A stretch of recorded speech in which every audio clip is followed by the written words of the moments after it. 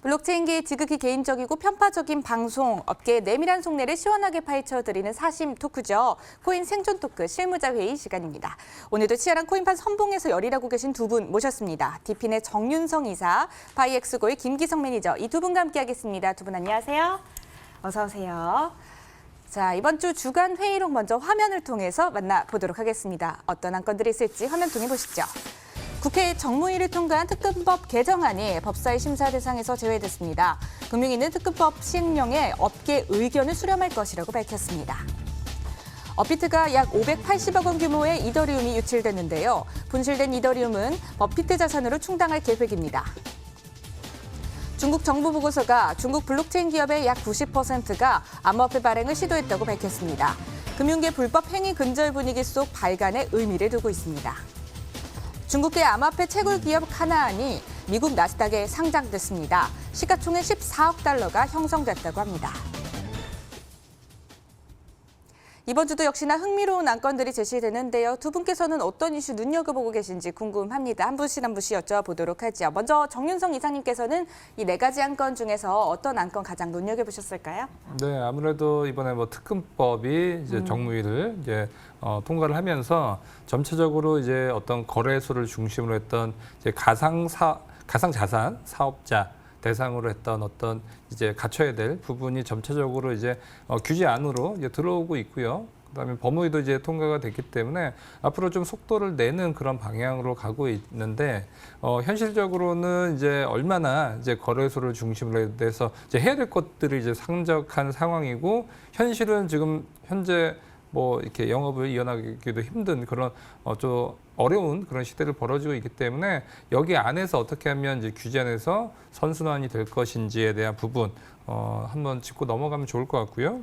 또 한 가지는 이제 어제 있었죠. 업비트가 지금 암호화폐 입출금이 긴급 중단이 됐는데 지금 업비트의 이제 대표가 이제 서문을 냈었죠. 그래서 약 600억 원 정도의 이더리움이 이제 출금이 됐는데 이제 해킹에 대한 부분으로 지금 얘기가 되고 있고요. 아무래도 이제 그 충격적인 것은 이제 그래도 국내에서는 단연코 어떤 거래 규모라든지 이런 부분 또 여러 가지 이제 백그라운드도 탄탄한 그런 업비트가 이번 해킹이 되면서 전 세계에서 누구나 어느 거래소든 해킹이 될 수 있겠구나라는 어떤 쇼킹한 그런 사건이 좀 벌어졌기 때문에 이 부분도 상당히 좀 중요한 이슈가 될 수 있겠다라고 좀 볼 수 있을 것 같고요. 앞으로도 이렇게 거래소가 지금 바이낸스도 그렇고 굉장히 글로벌 거래소들은 우선은 뉴스에 나온 거는 정말 큰 규모고 사실은 제가 암암리에 들었던 부분 작은 것들은 지금 그냥 어떻게 해서든지 그냥 넘어가는 경우도 굉장히 좀 많이 있기 때문에 상당히 저희가 아는 것보다도 많은 규모 그리고 제가 거래소 이제 관계자들 만나보면 하루에도 몇 번씩 해킹에 대한 공격이 계속 들어온다고 합니다. 그거 막아내는데 결국에는 창이익이지 방패가 이기지 못한다라고 거래소 관련된 이제 개발자들은 그렇게 얘기를 하더라고요. 그래서 앞으로도 이제 거래소에 대한 부분 창이 겨눠졌을 때 이 방패가 막기는 굉장히 쉽지 않다라고 좀 보여지고요. 그런 의미에서 앞으로도 어떤 커스터디 사업 또 이제 보안 산업 이런 부분이 상당히 중요한 이슈로 될 가능성이 크고요. 그런데 지금 보면 빗고 같이 이제 전 세계에서 독보적인 그런 커스터디 사업하고 있는 데가 보면 이용 금액이 수십억의 그런 이용료가 있기 때문에 굉장히 작은 거래소들은 또 거기에 대한 보안 솔루션을 하기 힘든 그런 상황이고 국내에서도 그런 기술력이 이렇다 할 곳들이 좀 많이 없는 상황이기 때문에 앞으로도 국내에서의 해킹에 대한 부분 굉장히 좀 큰 이슈로 다가올 가능성이 크다라고 좀 보여지고요. 빨리 이런 부분이 좀 개선이 돼서 투자자들이 마음 놓고 거래소에 넣어야 되는데 지금 현재로서는 글로벌 탑티어들의 그런 거래소들도 안전하지 못한 그런 부분이 있다 보니까 상당히 좀 분위기도 안 좋아졌고요.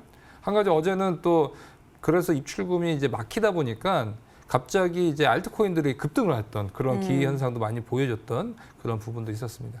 네, 첫 번째 안건 그리고 두 번째 안건에 눈길이 간다고 해주셨어요. 특검법 그리고 업비트 유출 사고 꼽아주셨고요. 김기성 매니저님께서는 이 네 가지 안건 중에서 어떤 이슈 주목하고 계신지 또 궁금하네요.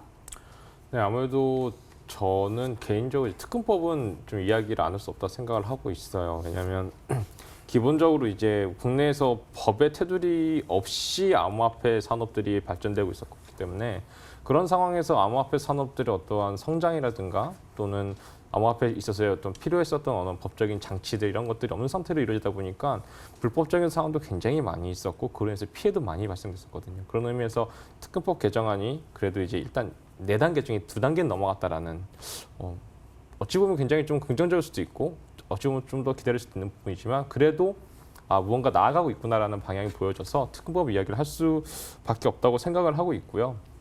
그 다음에 사실은 저 같은 경우는 현재 저희가 이제 또 거래소의 입장에 있다 보니까 그 중국 그 채굴 기업 카나안에 나스닥 상장이 좀 눈에 들어요. 왜냐하면 이제 저거는 사실은 채굴 기업이잖아요. 그래서 이제 전반적으로 이제 어떤 비트코인 또는 다른 알트코인도 채굴이 가능한 그런 어떤 코인들에 대해서 그 코인들의 가격에 또 영향을 많이 미칠 수 있는 뉴스라고 저는 생각을 했습니다. 기본적으로 이제 제가 알기로는 이번에 나스닥에 상장한 기업 같은 경우가 중국의 2대 채굴 기업으로 알고 있습니다. 네. 그래서 이제 1대 채굴 기업은 뭐 다들 많이 알고 계시는 비트메인인데 비트메인도 이제 IPO를 또 이전에 홍콩에서 하다 실패를 한번 했었잖아요. 그리고 나서 이제 다시 나스닥에 도전하는 걸로 알고 있는데 이런 부분들이 좀 이렇게 점점점 이제 기업의 가치로서도 인정을 받고 또 법 테두리 안에서 실질적으로 나스닥에 상장을 하게 된다면 그 시장의 가치가 많이 올라갈 걸 생각하고 있고요.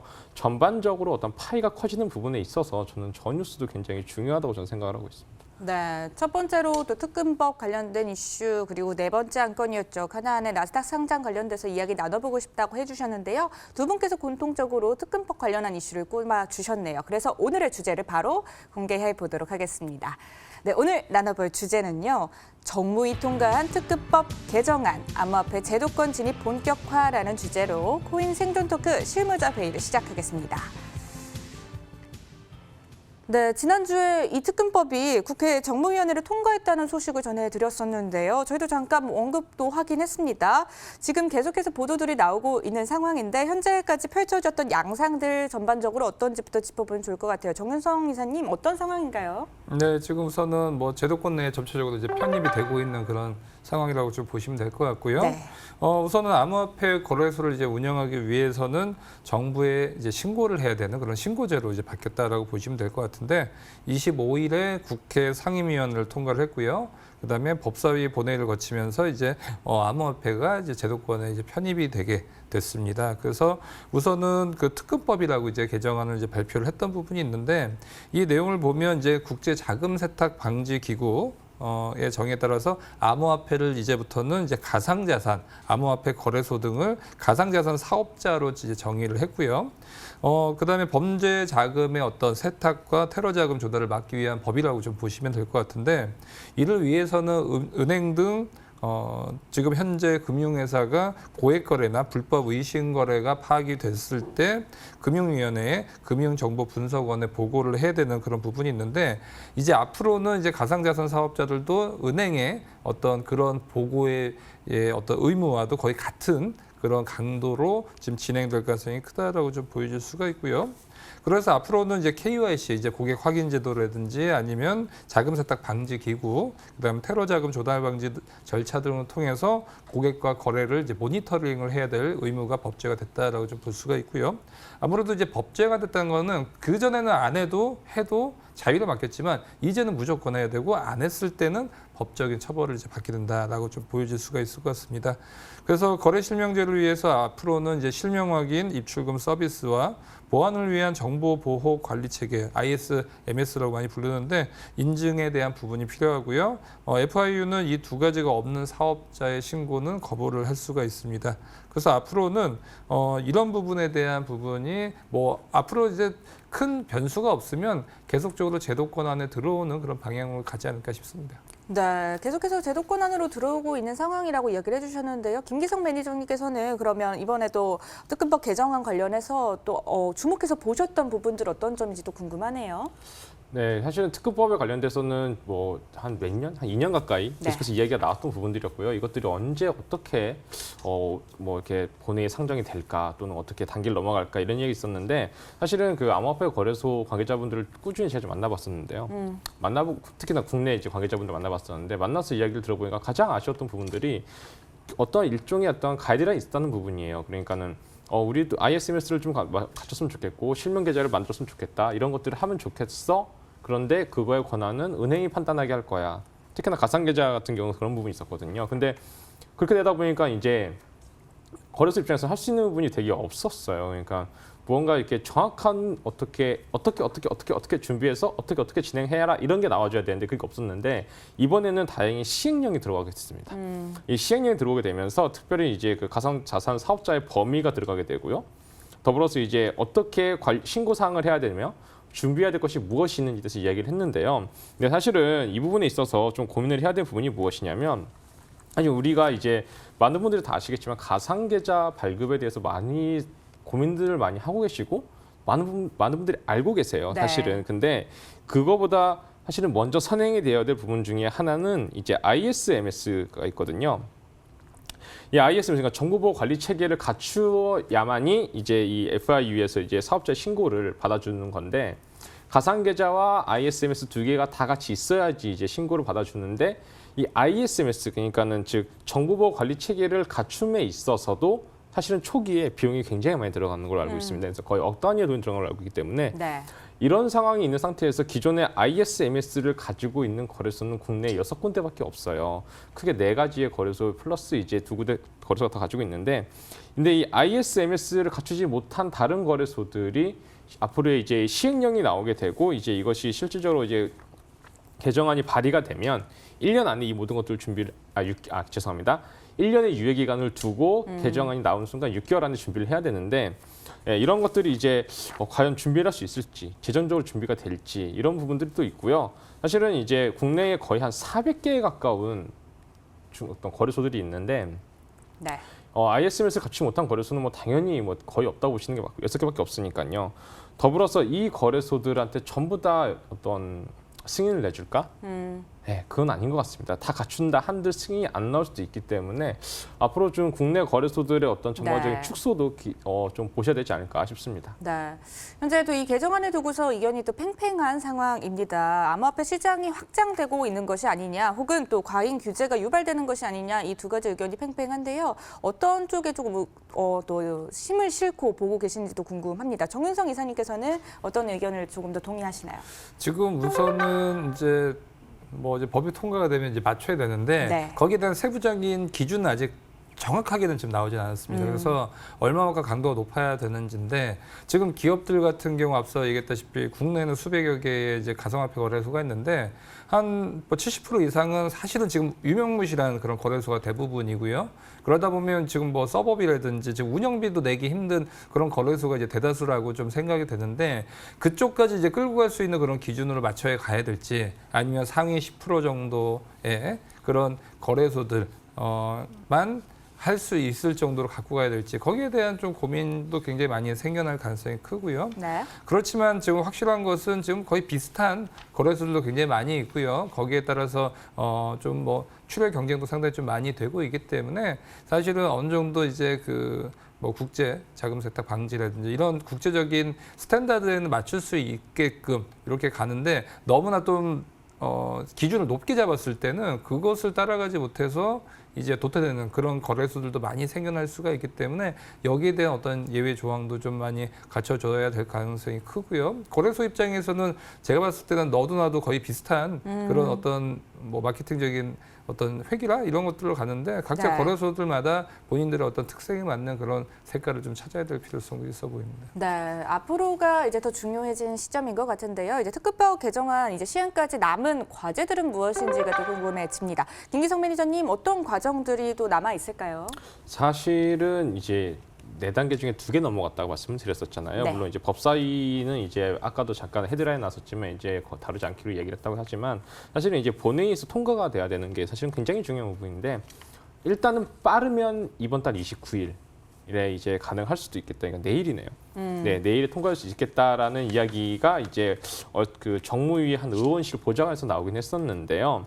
사실은 이 부분이 조금 지금 현재 정치 상황 좀 많이 걸리는 부분이 있어요. 이제 저희 아시다시피 이제 자유한국당의 이제 황교안 대표가 단식 농성 중이셨다가 이제 이번에 하시고 그러면서 이제 한국당 내에서 의원직 총사퇴 이런 얘기도 나오고 있더라고요.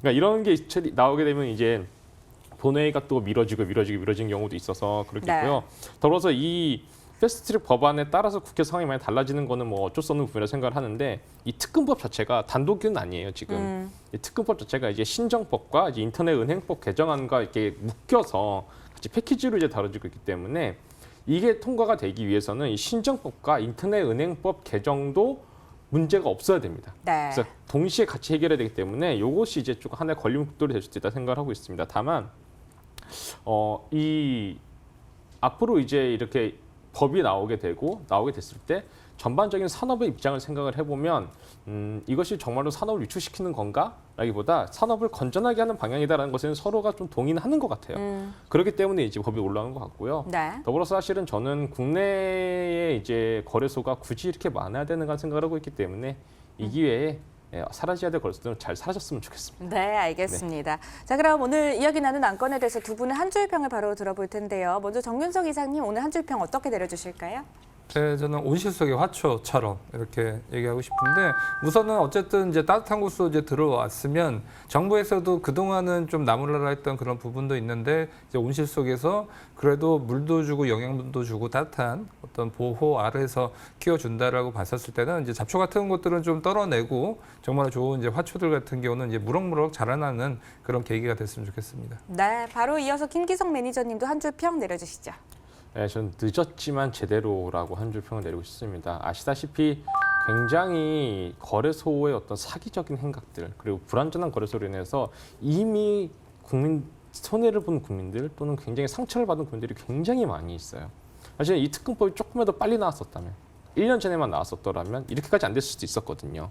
근데 이제 법이 나온 만큼 이제는 좀 제대로 암호화폐 거래소가 운영이 되고 투자자들 특히나 국내 투자자들이 정말로 거래소로 인해 상처받지 않는 그런 날이 빨리 왔으면 좋겠습니다. 네. 네, 오늘 특검법 개정안 암호화폐 제도권 진입 본격화되나라는 주제에 대해서 두 분과 가감 없는 토크 진행해 봤습니다. 다음 주에 더 재밌는 주제로 들고 찾아뵙겠습니다. 함께해 주셔서 고맙습니다.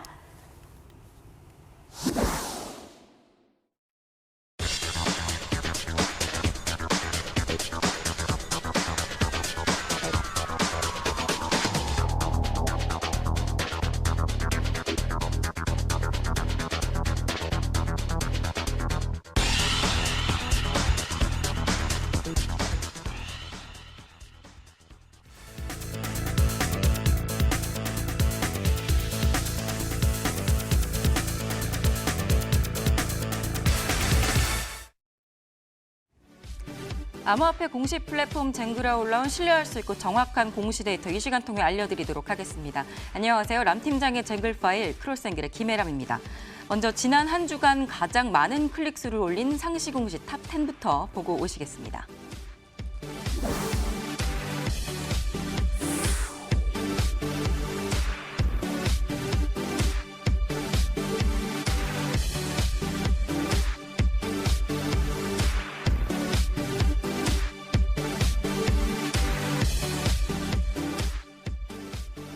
네, 오늘은 아피스에 대해서 좀 공시를 살펴볼 텐데요. 우선 아피스가 어떤 곳인지 살펴보겠습니다.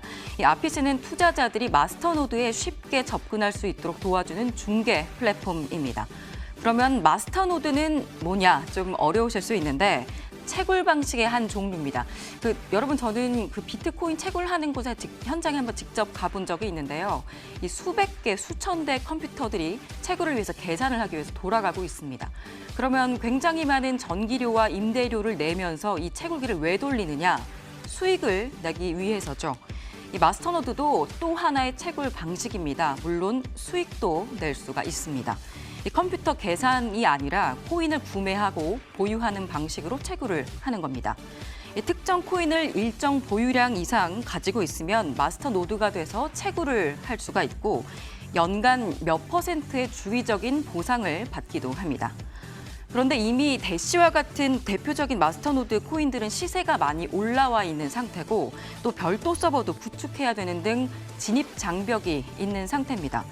아피스는 일반 참여자들의 힘을 모아서 누구든지 보다 쉽게 마스터노드가 될 수 있도록 돕는 그런 중개 플랫폼입니다. 이 아피스는 최근에 호재가 굉장히 많았는데요. 그런데 지난주 98%의 거래량을 갖고 있는 빗썸에서 투자 유의 종목으로 지정한 공시를 내놓으면서 좀 이에 대해서 오늘 살펴보도록 하겠습니다. 먼저 최근 공시를 좀 살펴보도록 하겠습니다. 지난 9월 달부터 아피스가 호재 공시들을 많이 내놨었는데요. 지난 9월에는 온톨로지, H캐시 등과 함께 파트너십을 체결을 했고 이번 달에는 중국 VC 8곳으로부터 투자 유치 공시도 내놓기도 했습니다. 이 중에서 좀 눈길이 가는 공시 2가지를 살펴보겠습니다. 먼저 온톨로지와 파트너십을 맺은 공시를 보겠습니다. 이 온톨로지는 중국의 대표적인 퍼블릭 체인으로 시총 22건의 영향력 있는 블록체인입니다.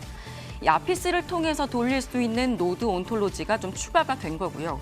이 아피스 사용자들은 온톨로지 노드를 구성하면 수수료 보상을 받게 되는데 특히 온톨로지 측에서 밝히기로 일반적인 다른 노드 구성보다 더 높은 이자율을 제공할 것이라고 밝혀온 만큼 높은 수익도 기대가 됩니다.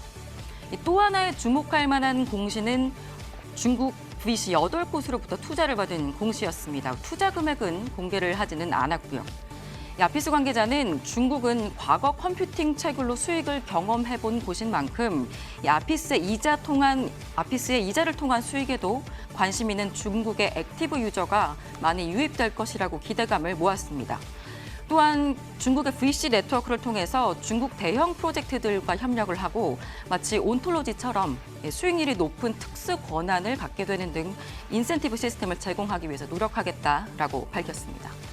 이렇게 많은 호재를 내놓은 가운데 지난주에 빗썸에서 투자 우위 종목으로 지정이 됐습니다. 이 아피스의 대부분 약 98%의 거래량이 빗썸에 집중돼 있었던 만큼 이 공시에도 좀 주목을 많이 받았는데요. 투자 우위 종목 지정일이었던 지난 21일 거래량이 전날에 비해서 460%가 늘어나면서 가격 하락도 좀 있었는데 그래도 가격 변동률은 조금 미미한 편이었습니다. 빗썸의 투자 유의 종목 지정 정책은 9가지입니다. 이제 띄워주실 건데요. 한 가지 좀 알아두실 점은 이 9가지 이유로 인해서 투자 유의 종목으로 지정이 된다고 하더라도 빗썸에서 아예 거래가 중단된 건 아닙니다. 지정일로부터 1개월 동안 중지가 되며 이 지정 사유가 해결되면 다시 재개가 됩니다. 주식 투자해보신 분들 아시겠지만 이는 기존 금융시장에 이미 있는 정책이기도 합니다. 이에 대해서 아피스 관계자는 낮은 거래량으로 인해서 지정이 됐다라며 거래가 활성화될 수가 있도록 마케팅과 유관 기업과의 협력을 통해서 소명을 진행 중이다라고 밝혔습니다. 또한 아피스 측도 이에 대해서 상황을 타개하기 위해서 여러 가지 노력을 기울이겠다고 밝혔는데요. 기술 개발을 지속하고 투자자들과의 접점도 늘릴 계획입니다. 아피스 관계자는 추가적인 대형 거래소 상장을 통해서 투자자들과의 접점을 늘리겠다. 또 아피스 플랫폼에서 이용할 수 있는 마스터 노드와 포스 등을 확대해서 인센티브 시스템을 확대해 나가겠다라고 밝혔습니다. 지금까지 위클리 학공시 살펴봤습니다.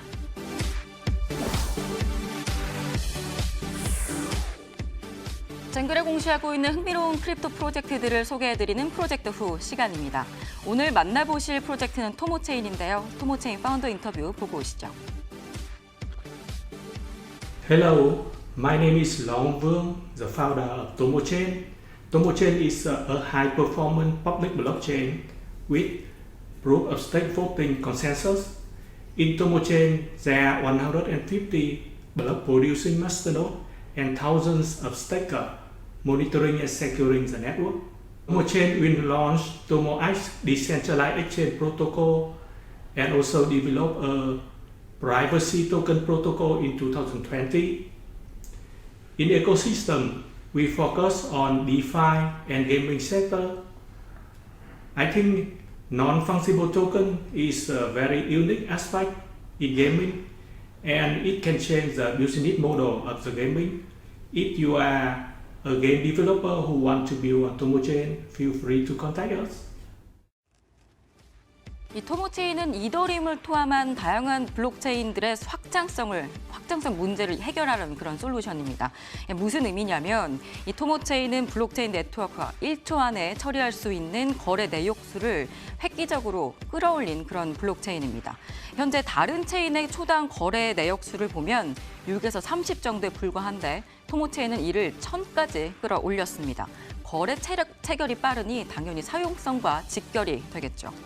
예를 들어서 1,000명이 사용하는 게임 앱에서 이 1,000명이 한꺼번에 아이템을 구매하겠다라는 거래를 내면 토모체인에서는 1초 안에 이것들이 거래가 되는데 다른 체인에서는 최대 3분까지도 걸리기도 합니다.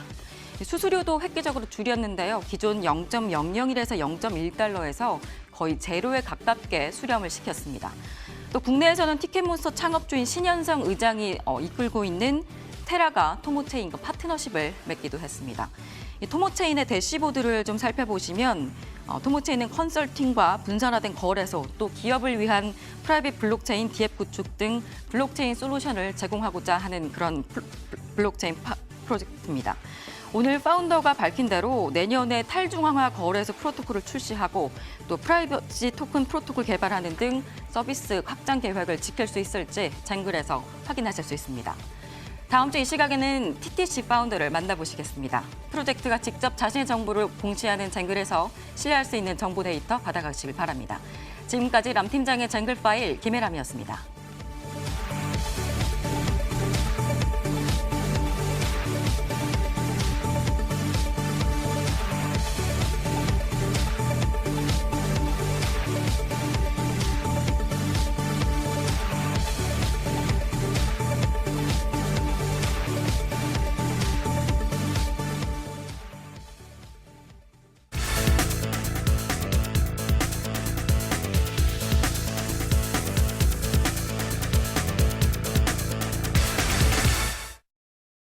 블록체인 업계를 선도하는 국내 유망 기업과 인물을 만나보는 프론티어 인터뷰 시간입니다. 오늘은 블록체인 기반 재생에너지 데이터 통합 솔루션 레디의 안재용 CSO 모시고 이야기 나눠보도록 하겠습니다. 안녕하세요. 예, 안녕하세요. 반갑습니다. 먼저 시청자 여러분들께 간략하게 인사와 소개 말씀 먼저 부탁드릴게요. 네, 저는 레디에서 사업 개발과 그다음에 기획을 맡고 있는 안재용이라고 합니다. 반갑습니다. 네, 반갑습니다. 자, 이제 프로젝트에 대한 이야기들을 하나씩 풀어보면 좋을 것 같은데요. 레디가 무엇인지 생소하실 시청자 여러분들을 위해서 간략하게 소개 먼저 부탁드릴게요. 예, 레디는 신재생에너지하고 블록체인을 이제 같이 함께 써서 신재생에너지 산업에 있는 다양한 비효율적인 문제들 그리고 그런 다양한 문제들을 좀 더 효율적으로 개선하기 위해서 시작된 프로젝트인데요. 지금 신재생에너지 관련한 프로젝트가 거의 없는 중에 국내에서는 레디가 유일한 에너지 프로젝트라고 할 수 있습니다. 네, 국내 유일한 에너지 프로젝트라고 이렇게 또 이야기를 해주셨는데요. 신재생 에너지 그리고 또 특히 태양광 에너지에 주목을 하고 있다는 소식을 들었는데 그 이유가 궁금합니다. 또 현재 시장 상황과 함께 향후에 또 있을 성장을 기대하고 있는 부분들이 있을 것 같은데 레디만의 포인트에 대해서도 소개를 좀 부탁드릴게요. 예. 신재생에너지로의 전환은 이제 전 세계적인 추세인데요. 네. 그중에 가장 빠르게 성장하고 있는 게 이제 태양광 에너지이고요. 성장률을 본다면 연평균 약 18% 정도 성장을 이어가고 있기 때문에 가장 빠르게 성장하고 있는 태양광 에너지 시장에서부터 저희가 어떤 솔루션을 제공하는 게 좀 더 가장 효율적으로 문제를 개선하는 데 도움이 될 거라고 생각을 해서 진행을 네. 하게 되었습니다. 네, 가장 빠르게 성장하고 있는 분야이니만큼 또 효율적인 도달을 위해서 함께 노력을 하고 계시다고 이야기를 해주셨고요. 자, 그럼 이어서 다음 질문 드리도록 하겠습니다. 레디의 개발 동기가 무엇인지 또 궁금한데요. 레디를 통해서 무언가 해결하고자 하는 문제점이 있지 않았을까 이 점도 궁금해요. 예, 저희 지금 코파운더들이 네. 태양광 산업에서 한 3년 이상씩 다들 스타트업을 운영을 하면서 네. 현장에서 다양한 문제들을 발견을 하고 이 문제들을 어떻게 좀 더 효율적으로 개선을 할 수 있을지 항상 고민을 하고 있다가 2017년도에 이제 발생한 어떤 블록체인 붐을 보면서 블록체인을 이용을 했을 때 우리가 일하고 있는 신재생 에너지 시장에서 특히 태양광 시장에서 이 문제를 더 효율적으로 해결할 수 있겠다라는 이제 생각을 갖고 저희가 2018년도 봄부터 시작을 하게 되었고요. 이런 문제들을 해결하기 위해서 각 분야의 다양한 전문가들이 모여서 시작하게 되었습니다. 네, 신재생 에너지 그리고 태양광 에너지의 문제를 효율적으로 해결하기 위해서 블록체인 봄과 함께 그 당시에 또 다시 도입을 하게 되셨다 이야기를 해주셨는데요. 자, 그럼 이제 레디의 시작과 관련된 이야기들을 나눠봤다면은 이제 본격적으로 어떤 방법으로 그 해결책을 찾으셨는지 질문을 드려보도록 하겠습니다. 구체적인 내용들 함께 살펴보면 좋을 것 같은데 레디가 제공하고 있는 서비스는 무엇이 있을까요? 예, 레디가 제공하고 있는 서비스는 일단 태양광 쪽에 먼저 서비스를 제공하기 시작을 했는데요. 네. 태양광 발전소의 모니터링, 그러니까 태양광 발전소가 생산하는 전기를 실시간으로 모니터링하면서 어떤 문제가 발생을 하는지 아니면 오늘은 전기가 얼마나 생산이 됐는지 확인할 수 있는 모니터링 서비스를 우선적으로 먼저 개발을 하여서 네. 지금 고객사들에게 제공을 하고 있고요. 지금 저희가 가장 먼저 확보한 고객은 현대 상사에서 태양광 사업을 위해서 이제 그 자사를 새로 설립을 했는데요. 네. 현대 리뉴어블랩이라고 하는 회사에 저희의 통합 모니터링 시스템, 이 통합 모니터링 시스템 같은 경우에는 발전소가 뭐 다수의 발전소를 한 화면에서 얼마나 발전이 되고 있고 어디가 네. 잘 돌아가고 있는지 확인할 수 있는 그런 시스템 솔루션을 제공하고 있습니다. 지금 현재 화면에 나오고 있는 저 화면이 모니터링 서비스와 관련된 네, 맞습니다. 화면일까요? 조금 설명을 해주시면 좋을 것 같아요. 예, 저 부분 같은 경우에는 이제 태양광 발전소는 이제 해가 있어야 발전을 하기 때문에 아침에 해가 떴을 때부터 해가 이제 질 때까지 이제 즉시 실시간 이제 발전량이 보이게 되고요. 네. 그다음에 누적 발전량으로 해서 그날 하루에 얼마나 발전이 되었는지 알 수가 있고, 그다음에 저희가 그 발전소의 평균 발전량을 분석을 해서 그 네. 발전량이 미달이 될 경우에는 조금 이 발전소에 문제가 있는 것 같다라는 알림을 보내기도 하고요. 이제 그런 식으로 보시면 이제 전국에 굉장히 다양하게 설치되어 있는 발전소들을 한 화면에서 쉽게 관리를 할 수 있는 굉장히 편리한 솔루션입니다. 네, 레디가 제공하고 있는 모니터링 서비스에 대한 설명을 함께 들어봤고요. 자, 그다음 질문을 또 넘어가 보도록 하겠습니다. 레디의 핵심은 데이터라고도 할 수 있을 것 같은데 이 데이터를 활용한 레디만의 다양한 전략도 있지 않을까 싶습니다. 이 전략을 들어보고 싶고요. 또 관련해서 보안 솔루션에 대한 질문도 함께 드려보고 싶네요. 예, 아까 제가 조금 더 드렸던 얘기 중에 추가를 못한 부분이 있는데 이제 데이터를 활용을 하게 된 계기가 있어요. 왜냐하면 지금 태양광 시장, 태양광 산업은 예전에 뭐 한 60년대, 70년대 부동산 시장 정보가 많지 않아서 중개업자들에 의해서만 모든 거래가 이루어지던 그런 시대랑 비슷하다고 볼 수 있어요. 지금 네. 모 방송 프로그램에서도 태양광 발전소가 굉장히 빠르게 확산되면서 그거에 따른 많은 피해가 또 있다는 걸 제보하기도 했었는데요. 그런 것처럼 그런 다양한 일들이 발생하는 이유는 네. 제대로 취합된 정보, 그다음에 참고할 수 있는 어떤 기준 정보가 없기 때문에 그런 많은 일들이 발생을 하고 있는데 저희는 발전소에서 나오는 발전량 데이터, 그다음에 태양광 산업에서 참여하고 있는 다양한 분들이 갖고 있는 다양한 정보, 예를 들어서 개발, 시공, 그다음에 운영과 관리, 그다음에 보수 뭐 이런 다양한 정보들을 취합을 해서 태양광 산업에 현재 종사하고 계시는 산업 참여자분들, 그다음에 새로 들어와서 투자를 하고 싶으신 분들, 뭐 이런 모든 분들이 어디서나 쉽게 저희 정보를 찾아서 보고 어떤 투자나 결정에 있어서 판단의 기준이 되는 정보를 제공하려고 하고 있는 거고요. 네. 지금 이제 저희 정보 이제 데이터는 두 가지로 나눌 수가 있어요. 발전소에서 나오는 정형 데이터와 그다음에 업자들이 갖고 있는 어떤 서류나 양식에 관련된 비정형 데이터로 나누는데 저희 블록체인을 활용을 하다 보니까 블록체인 쪽에서 항상 말이 많이 나오는 것 중에 하나가 오라클이라는 이슈가 있는데요. 네. 블록체인에 정보가 올라가기 전에 그 정보의 어떤 그 검증에 대한 진실성이나 어떤 신빙성에 대해서 항상 문제가 있는데 저희는 그런 문제를 해결하기 위해서 레디에서 자체적으로 디바이스를 개발을 해서 네. 태양광 발전소에 설치를 하고 태양광 발전소에서 나는 발전량이 직접적으로 저희 서버로 들어오게 됩니다. 그렇기 때문에 어떤 그 중간에 위변조나 해킹에 대한 위험이 전혀 없고요. 그런 오라클 문제를 먼저 해결을 하기 위해서 자체적으로 디바이스를 개발을 했고 그 데이터를 수집을 해서 분석을 하고 가공을 한 다음에 현재 저희 파트너들 그다음에 그 고객사들에게 다양한 서비스를 제공하려고 하고 있습니다. 네, 이 서비스에 대한 부분과 또 다시 한번 연불지어서 이야기해 주셨는데 또 궁금한 게 보안 솔루션은 현재 어떻게 유지가 되고 있는지 궁금해요. 네. 그 보안 솔루션은 그 방금 말씀드렸던 그 디바이스랑 같은 맥락인데요. 데이터에 대해서는 어떤 보안도 중요하겠지만 말씀드린 것처럼 데이터 수집 단계에 있어서 어떤 위변조에 대한 위험에 대해서도 네. 저희가 근원적으로 제거하기 위해서 디바이스를 개발을 했고 거기서 이제 나오는 수집되는 디바이스 데이터 자체는 전혀 이제 그 위변조나 어떤 해킹에 대한 위험이 전혀 없는 조금 안전한 그 데이터 수집 장치가 되는 거고 네. 그걸 저희가 블록체인에 올려서 그다음에 좀 더 위변조나 해킹에 이제 대비를 하는 그런 시스템을 만들고 있습니다. 네, 블록체인과 결부해서 보안 솔루션을 어떻게 구성해서 나가고 있는지 함께 이야기해 주셨습니다. 자, 다음 질문 바로 드려보도록 하겠습니다. 현재도 많은 블록체인 프로젝트들이 출시되고 운영이 되고 있는데요. 분야는 다르긴 한데요. 사실 데이터를 활용한 분야는 또 상당히 많은 것도 현실인 것 같습니다. 그래서 안재용 CSO가 이야기하는 레디만의 강점이 또 있지 않을까 궁금한데 어떻게 이야기를 해주실 수 있을까요? 아, 네. 레디의 강점이라고 하면 저희가 항상 한결같이 그 얘기하는 부분이 있는데요. 저희의 가장 큰 장점은 사업 개발인 것 같아요. 이제 예, 저희가 그 블록체인을 활용하고 암호화폐를 발행하기도 했지만 어쨌든 사업의 본질에 있어서는 그 매출을 발생을 시키고 그다음에 다양한 사업 개발을 통해서 실질적으로 이거를 구체화시키고 시장에서 필요한 서비스라는 걸 인정받는 게 가장 중요한데요. 저희는 그런 측면에서는 정말 누구보다도 뛰어난 프로젝트라고 정말 자신하고 있고요. 1년 반이라는 시간 안에 이렇게 빠른 시간 안에 시장에서 인정받고 대기업 고객들을 확보를 하고 그다음에 그 시중 금융사와 협력을 해서 새로운 어떤 솔루션을 개발하는 프로젝트는 레디가 유일하다고 생각합니다. 네, 레디의 강점에 대해서 함께 이야기를 해주셨는데 강점 하면 또 빼놓을 수 없는 부분이 파트너십에 대한 부분인 것 같아요. 파트너십을 또 굉장히 잘하고 계시다는 또 소식들을 많이 접했는데 좀 예. 이야기 좀 해주시죠. 아, 네.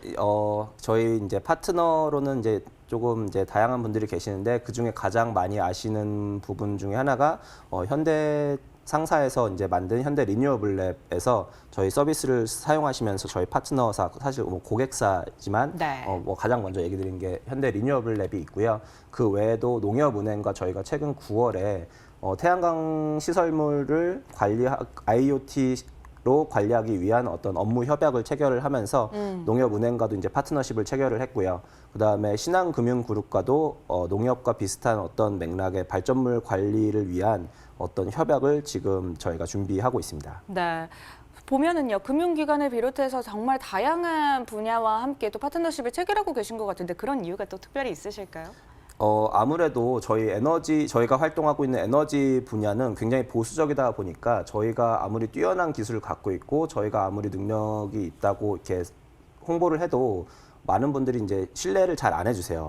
그렇기 때문에 저희가 그런 분들, 그러니까 가장 보수적인 집단에서 가장 빠르게 그분들을 설득하고 이제 그분들을 고객으로 이제 받아들이기 위해서는 그분들이 가장 신뢰하고 있는 기존의 금융권이라든지 아니면 그 기존의 대기업들과 함께 협업을 하면서 저희의 기술과 어떤 신뢰도를 확보하는 게 가장 우선적인 쟁점이라고 생각을 했고요. 그렇기 때문에 저희가 이제 대기업과 협업을 가장 중점적으로 두면서 사업 개발을 진행해 왔습니다. 네, 알겠습니다. 레디의 강점에 대해서도 함께 이야기를 나눠봤습니다. 자, 다음 질문은요. 이제는 현재에 대한 이야기를 또 나눠보고 싶습니다. 레디는 현재 어느 시점에 와 있는 것일까요? 꽤 오랜 시간 동안 프로젝트를 준비해 오셨던 걸로 알고 있거든요. 예, 저희가 이제 진행한 거는 한 1년 반이 좀 넘는데요. 저희 지금 현재는 사실 예전에 홍보했던 거에 계속 연장선에 있다고 생각을 해요. 갑자기 사업이 어느 순간에 갑자기 확 털어서 새로운 어떤 일을 하거나 이런 건 아니고 네. 기존에 준비하고 있었던 어떤 농협과 그런 은행권, 시중 은행권들과 협업, 그다음에 대기업 고객을 유치하고 그분들에게 저희의 서비스를 제공하는 것들, 그다음에 저희가 이제 그런 대기업들과 많이 일을 하지만 실질적으로 시장에서는 한 98%가 소형 태양광 발전소, 즉 개인들이거든요. 그래서 이런 분들에게 저희가 더 쉽고 편안하게 접근할 수 있도록 새로운 고객들을, 신규 고객을 유치하기 위해서 지금 준비 중에 있습니다. 네, 알겠습니다. 지금까지 성과와 함께 또 레디의 현재에 대해서도 짚어본 것 같은데 혹시 또 최근에도 집중하고 있는 분야를 굳이 또 꼽아본다면 어떤 걸 꼽을 수 있을까요? 저희가 사업 개발은 기본적으로 물론 열심히 해야 되는 부분이지만 또 암호화폐 프로젝트로서 블록체인 개발도 또 빼놓을 수 없는데요. 지금 모 금융그룹과 그다음에 블록체인 개발 회사, 그다음에 클레이튼 이제 이 3사, 그라운드X 3사랑 같이 PKMS 서비스를 그쪽에서 개발을 하고 계시고, 네. 그다음에 저희 그 PKMS 서비스를 최초로 레디에 적용을 해서 POC라고 하는데 예, 그거를 저희가 최근에 한번 진행을 했었고요. 네. 그다음에 그 외에는 저희가 지금 블록체인 개발을 또 계속 열심히 하고 있습니다. 그래서 아마도 조만간 클레이튼으로 스왑을 진행하지 않을까 생각을 하고 있고요. 네, 알겠습니다. 자, 이제 블록체인 관련된 이야기도 계속해서 나오고 있는데요. 이 질문 또 빼놓을 수 없을 것 같습니다. 레디의 토큰 이코노미는 어떻게 짜여져 있을까요? 예, 저희의 토큰 이코노미는 사실은 매우 단순합니다. 데이터 제공자가 있고 데이터 네. 구매자가 있고요. 그 사이에 레디가 있어서 데이터 제공자로부터 데이터를 제공받으면 거기에 대한 보상을 레디 토큰을 지불을 하고 이후에 이 데이터를 수집을 한 거를 가공을 하거나 아니면 수집된 데이터 그 자체만으로 데이터 구매자에게 판매를 하게 되는데 그러면 데이터 구매자는 레디 토큰을 지불을 하고 데이터 또는 정보를 구매하게 됩니다. 이 과정에서 사실 데이터 구매자와 데이터 제공자가 구분되지 않고 데이터 제공자가 또 가공된 정보를 다시 또 받아볼 수도 있고요. 이런 형태로 굉장히 단순하게 짜여져 있고요. 그 사이에 어떤 그 검증과 이런 검증을 하기 위한 장치들도 있긴 하지만 가장 핵심적인 역할은 데이터 제공과 그다음에 데이터 제공된 데이터를 구매하는 구매자 이렇게 나눠져 있습니다. 네, 알겠습니다. 레디의 토큰 이코노미가 어떻게 짜여져 있는지 이 부분도 함께 또 짚어봤고요. 그렇다면 이제 레디를 통한 수익 창출 모델은 어떻게 구성되어 있는지 이 부분 궁금하신 시청자분들 많으실 것 같습니다. 아까 또 사업 개발 관련해서도 중점적으로 강점으로 꼽아주셨는데 함께 설명 또 들어보고 싶네요. 예, 제가 되게 말하고 싶었던 부분들을 되게 꼭꼭 집어서 질문을 해주시고 계시는데요. 저희가 매출이 사실 지금 현재 발생을 하고 있고요. 네. 아까 말씀드린 것과 같이 그 통합 모니터링 서비스를 현대 상사에 제공을 하면서 매달 매출이 발생을 하고 있고 그다음에 실질적으로는 저희가 태양광 건설 관련해서 태양광 발전소에 들어가는 어떤 기자재라고 하는 이제 그 태양광 모듈이나 인버터 이런 것들을 저희가 유통을 또 하고 있거든요. 네. 수입하고 유통. 이런 부분에서도 또 이제 매출이 발생을 하고 있습니다. 그 이후에는 저희가 지금 준비하고 있는 농협은행과 그 협업해서 추후 매출이 발생할 것으로 예상하고 있습니다. 네, 수익 창출 계획에 대해서도 함께 또 짚어주셨습니다.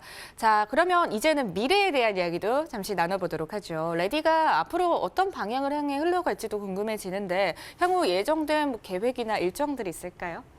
일단은 이제 단기간적으로는 지금 저희가 준비하고 있는 다양한 사업들을 빨리 준비를 해서 내년에서부터는 어떤 그 베타 서비스를 런칭을 하고 실질적으로 하반기쯤에는 어떤 메인 서비스를 런칭할 수 있도록 좀 준비를 하려고 노력을 하고 있고요. 그다음에 좀 장기적인 계획을 놓고 보자면 지금 저희가 데이터 서비스, 그 마켓플레이스를 구축을 한 이유에 있어서는 사실은 에너지가 블록체인과 제일 잘 맞는 이유는 개인 간의 전력 거래를 위해서 블록체인을 썼을 때 사실은 제일 잘 네. 어울린다고 생각을 해요, 저희는. 근데 이제 아직은 저희가 단계적으로 전력 거래를 오픈해 나가고 있는 상황이고 그다음에 한전이라는 어떤 특수한 그 기관이 존재해서 국내 전력 시장을 관리를 하고 있기 때문에 점차 앞으로 이게 이제 열릴 때까지 저희는 그 데이터 거래 플랫폼을 준비를 하면서 발전단에서 얼마나 발전이 되고 있는지 데이터를 축적을 하고 네. 이후에 전력 거래가 개방이 되었을 때 물론 지금도 조금 이제 제한적으로나마 개방은 되어 있지만 본격적으로 전력 거래 시장이 개방이 되었을 때 저희의 어떤 데이터 플랫폼을 가지고 전력 거래까지 이제 중개할 수 있는 그런 사업을 지금 저희는 계획하고 있습니다. 네, 알겠습니다. 앞으로 계획된 사업까지 함께 이야기를 해주셨는데 앞서 이야기해 주셨던 부분 중에 더 궁금한 점이요. 그라운드엑스와의 협업을 이야기해 주시면서 질문이 생겼습니다. 레디 네. 같은 경우는 사실 메인넷을 이미 개발을 했잖아요. 그렇게 되면은 예.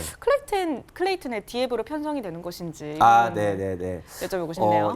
그 예전에 좀 그런 얘기를 여러 번 들었었는데 저희는 이제 다시 말씀을 드리지만 그 메인넷은 아니고요. 그냥 저희는 디앱입니다. 그래서 네. 클레이튼의 디앱으로 들어갔고요. 클레이튼을 선택하게 된 이유는 물론 굉장히 그 클레이튼을 선택하기 전까지 다양한 어떤 플랫폼들이 존재를 했지만 저희가 클레이튼의 가장 큰 장점으로 꼽는 거는 그 고객들에 대한 접근성이 가장 뛰어나고 이미 굉장히 국내에서는 거의 전 국민을 고객풀로 유치하고 있는 카카오톡도 어떤 계열사로 갖고 있기 때문에 저희가 그 일반 유저들을 대상으로 사업을 전개를 했을 때 저희 고객들에게 가장 빠르고 쉽게 접근을 할 수 있도록 도와줄 수 있는 어떤 사업적인 시너지가 잘 날 수 있다고 생각을 했고요. 실질적으로 보시면 클레이튼 파트너사 중에 에너지 관련한 대 또는 프로젝트는 저희가 유일합니다. 그렇기 때문에 그런 저희의 어떤 그 굉장히 유니크한 포지셔닝이 저희가 파트너사로서 굉장히 큰 어드밴테이지가 있을 거라고 생각을 합니다. 네, 유니크한 포지셔닝을 또 그 강점으로 다시 한번 꼽아 주셨습니다. 자, 이제 다음 질문을 또 드려보도록 할게요. 레디를 통해서 꿈꾸고 계신 블록체인 생태계의 모습이 있지 않을까 싶은데요. 사실 이 블록체인 기술과 신재생 에너지의 결합이라고 할까요? 네. 이 부분이 아마 좀 큰 장점이 되지 않을까도 싶어요. 어떤 모습들 꿈꾸고 계신가요?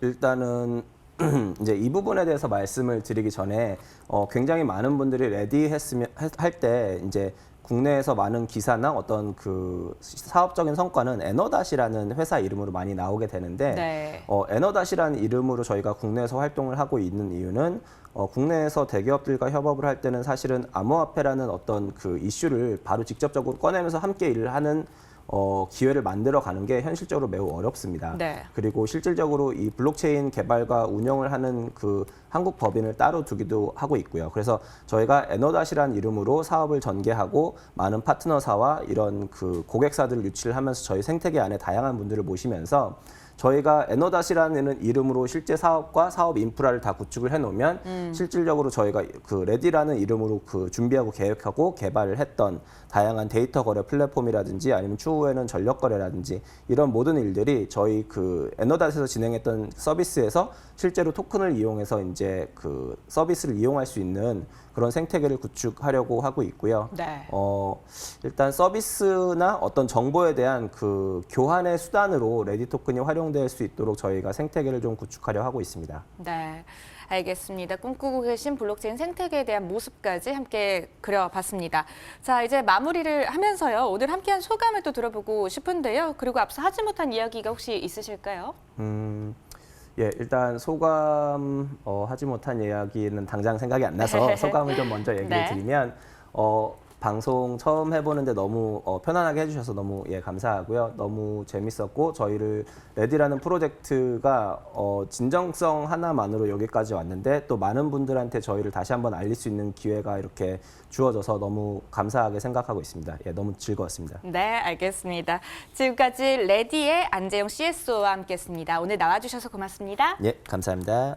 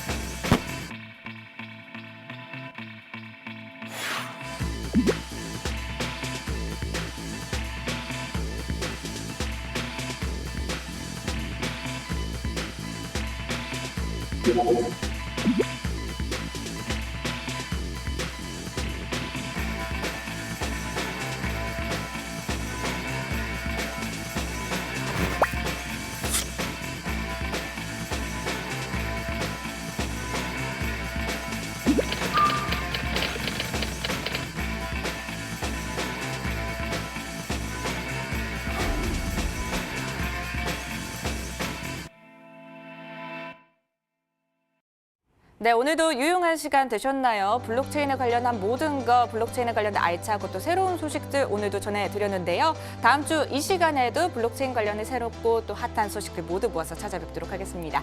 지금까지 함께해 주신 여러분 고맙습니다.